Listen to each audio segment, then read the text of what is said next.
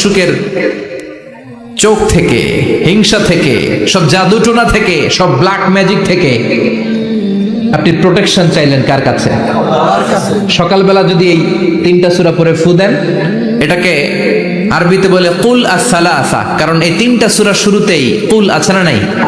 কুল হুয়াল্লাহু আহাদ, কুল আউযু বিরাব্বিল ফালাক, কুল আউযু বিরাব্বিন নাস।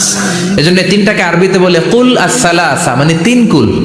সূরাতুল ইখলাস, সূরাতুল ফালাক, সূরাতুন নাস। ফজরের পরে, মাগরিবের পরে আর বিছানায় যাওয়ার সময় 2 হাত একত্রিত করে ফু দিবেন, সারা গায়ে মেসেজ করবেন। আয়েশা বলতেন, আমার যদি স্বাস্থ্য খারাপ লাগতো, নবীর কাছে দোয়া চাইতে যাইতাম, বলতাম নবী স্বাস্থ্যটা খারাপ, কি করব? বিশ্বনবী বলতেন, তুমিও সূরাতুল ইখলাস, সূরাতুল ফালাক, সূরাতুল নাস পড়ে হাতের মধ্যে ফু দিয়ে সারা দেহে মালিশ করে দাও। খারাপ একটা বিচ্ছু পোকা বিশ্বনবীকে কামড় দিল, এটাও সহিহ হাদিস।